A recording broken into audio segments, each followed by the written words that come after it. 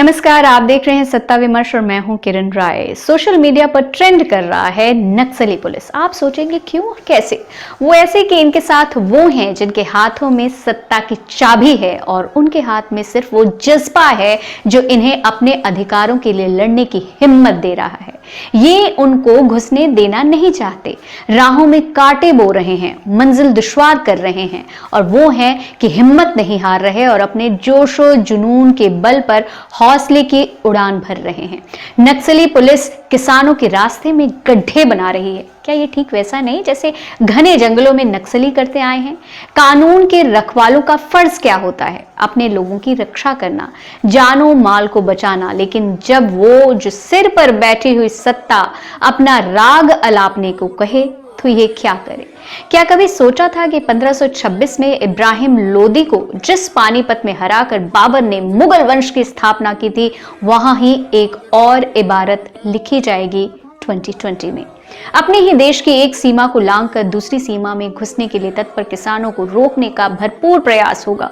लेकिन 6 महीने का राशन लेके निकले किसान अपने जिद को किसी के अहम के पैरों तले रौंदने के ख्वाहिशमंद बिल्कुल नहीं है।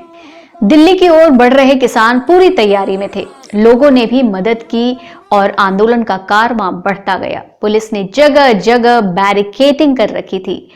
कहीं संत निरंकारी के आश्रम से किसानों के लिए राह निकली तो कहीं किसानों ने ट्रैक्टर की मदद से खुद ही बैरिकेड हटा दिए।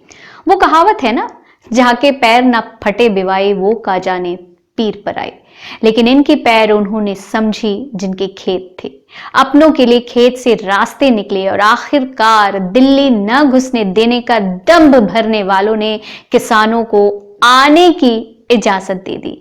दिल्ली सरकार से पुलिस ने स्टेडियम्स को जेल बनाने की इजाजत मांगी तो दिल्ली सरकार ने सिरे से इनकार कर दिया। कहा यह प्रदर्शन अहिंसक है। क्या जरूरत है?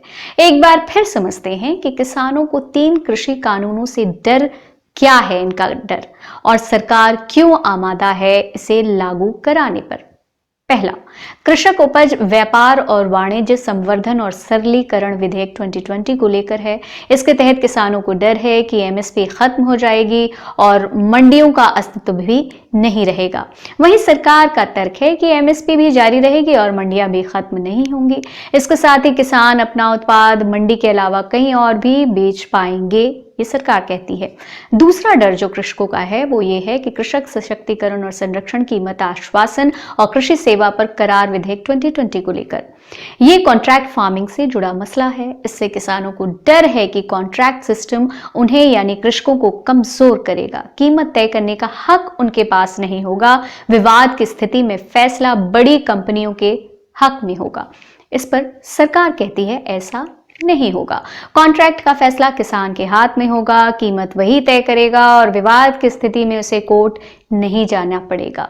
तीसरा और अहम डर आवश्यक वस्तु संशोधन विधेयक 2020 को लेकर है। किसानों के मुताबिक ये काला बाजारी को बढ़ावा देने जैसा है। कंपनियां अपनी सुविधा के हिसाब से स्टोरेज करेंगी तो सरकार अपने बचाव में कह रही है ऐसा बिल्कुल नहीं है। फसल खराब होने की आशंका से निजात मिलेगी किसानों को। इंस्पेक्टर राज खत्म होगा, भ्रष्टाचार खत्म होगा और किसान बेफिक्र होकर आलू प्याज उगा सकेगा। आप क्या सोचते हैं? वाकई सत्ता के हुक्मरान जिस तरह अपना बचाव कर रहे हैं वो काबिले यकीन है। गुजरे सालों में इस देश में ऐसे बहुत बदलाव आए जो अब तक सब्ज बाग से ज्यादा कुछ नहीं है और कोरे शब्दों का जाल भर लगते हैं। ऐसे में किसान अगर डर रहा है तो वो वाजिब है। सोचिए, काला बाजारी, बड़ी कंपनियों के इकबाल में बुलंदी का डर क्या गैर वाजिब है? आखिर यहां भी तो अन्नदाता पूरे समाज की ही चिंता कर रहा है। सोचिएगा जरूर। फिलहाल के लिए इतना ही। देखते रहिए सत्ता विमर्श।